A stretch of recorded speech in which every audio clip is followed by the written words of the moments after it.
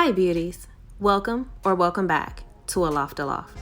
Today I'm going to show you how to use brush cleaner or brush saver for a dip powder. I'm using Nailboo and also double dip for this demonstration. With Nailboo, the fourth bottle is labeled cleaner, and with double dip, the number 5 bottle is labeled brush cleaner.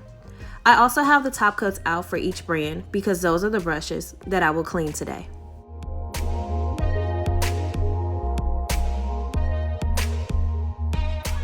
Well, the brush cleaner or brush saver is exactly that.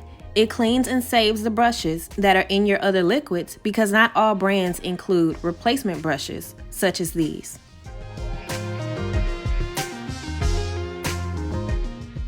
Simple.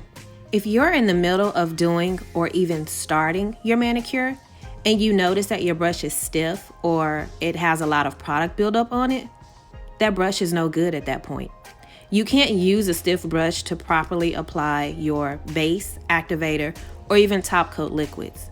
So when that happens, you have to take that stiff brush or even your gooey brush, because sometimes they are gooey, and you place it into the brush saver or the cleaner bottle.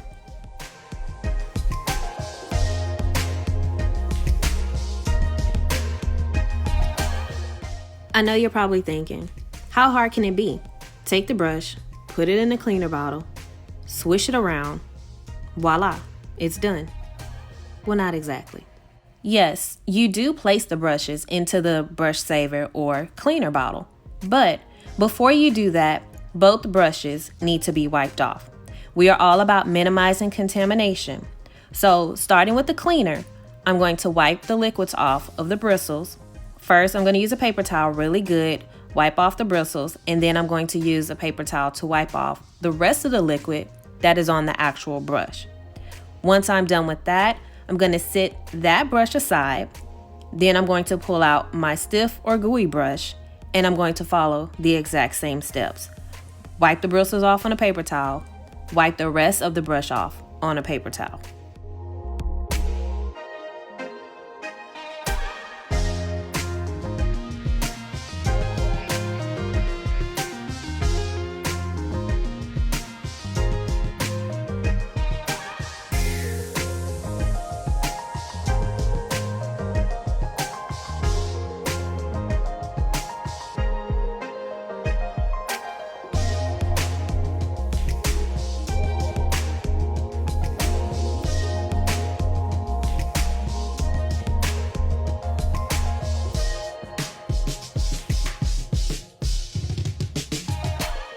You can also use a lint-free cloth to do this step as well, if you prefer not to use a paper towel.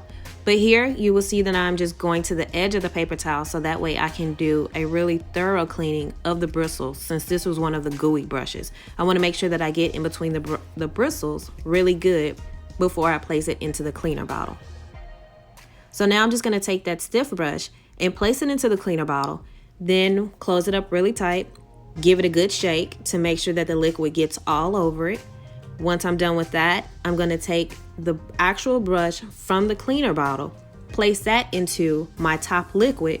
If you're doing any other cleaning of a different bottle, whether it's activator, base coat, you can still take that cleaner top and put it into that liquid bottle. It's preferred because that way that liquid won't dry out while you're waiting on this process to happen. So I'm gonna let the brushes soak in the cleaner for 15 minutes.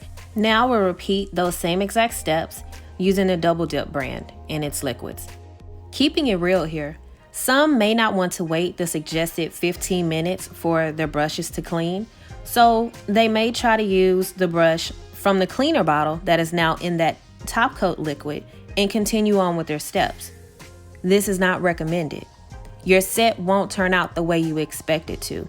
Plus, the brush that you are now using will harden in the midst of applying your liquids. For example, your top coat. When you're trying to apply your top coat, it will harden while doing your nails. Anytime you place a new or clean brush into a liquid, that brush needs to stay in that liquid for, I believe, 8 hours before you can use it again. Patience is key with this process. You have to let the brushes sit in the liquid for that amount of time so that when you take them out, they'll be like brand new.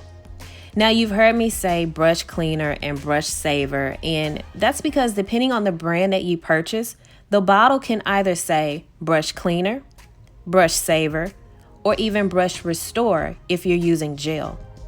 But they're all the same. I hope you have enjoyed this video so far, and I hope that I've answered some of the questions that I get asked a lot in regards to what is brush cleaner. So if you have enjoyed this video so far, please show some love and give it a thumbs up. Now, while we wait for the brushes to get cleaned, it's time to cover contamination. Contamination can happen a number of ways, which is why some brands have included these replacement brushes or even sell them separately. Now, the most common way is not wiping or brushing off excess powder before applying your liquids. Also, not allowing the activator time to dry or even wiping off excess activator before applying your top coat.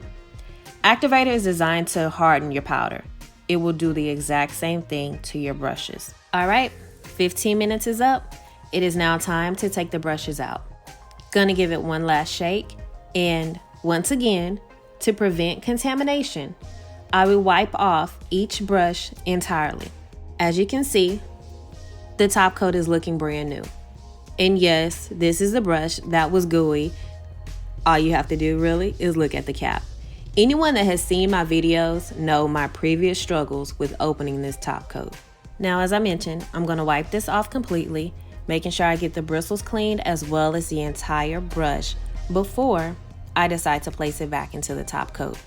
Now, as you can see, once I finish wiping off the bristles good, you'll see exactly how soft this brush really is compared to how gooey it was the first time. Now, taking what was the brush saver out of the top coat, you can see this is why it's not recommended to use the brush after it's been placed into a liquid without waiting the full 8 hours to give it time to get acclimated.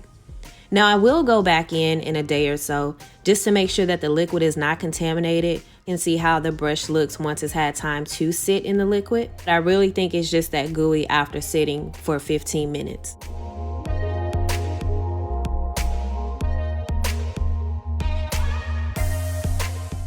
So once I am done wiping off the bristles as well as the full brush, I will now just replace them back into their original bottle. So the new soft brush will go into the top coat, and this new stiffer brush will go into the cleaner bottle. So once I place it in, I'll just give it a shake and let it sit. Now, before I actually place the brush back into the top coat, I'm gonna put some acetone onto a paper towel to clean off the rim of this bottle because it is very dirty, and I do not want to take a chance on it getting stuck for the next time that I decide to use it and open it.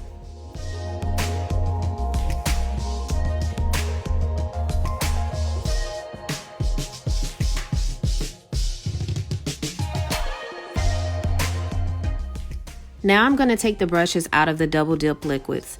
I will say in advance, this clip looks very odd as if the brush isn't clean, but you will later see how super soft it is. But initially taking it out and moving it along the rim of the bottle, that brush did still look a bit stiff on camera, but I can see in person that it was much, much softer than it was when I first put it in. So I'm just going to follow the same steps that I did with the Nailboo, which is to prevent contamination. I'm going to wipe off the bristles, wipe off the full length of the brush, sit this one aside, do the exact same thing when I take the other top out, and then I'll wipe it off again before putting them back in their original bottles. So taking this one out, as you can see, the cleaner brush is stiff. It's probably stiffer than what the top coat brush was when I first started. And just imagine trying to use this brush instead of waiting on your set. It would be a disaster.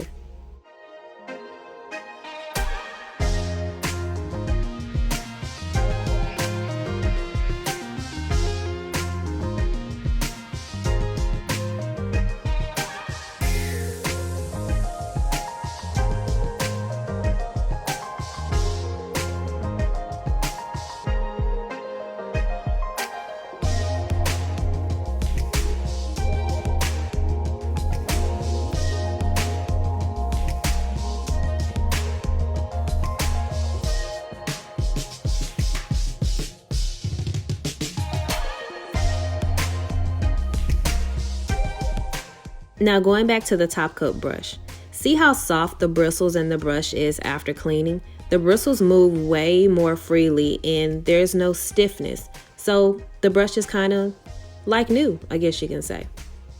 Now, I know this video is on the longer side, but I wanted to make sure that I showed the full process and covered key points and also addressed some of the questions that I have received instead of just glossing over how to clean your brushes, how to use a brush saver, how to use a brush cleaner, because those are questions that I often get. Do you really need one? And as you can see, the before and afters, yes, you really do need one.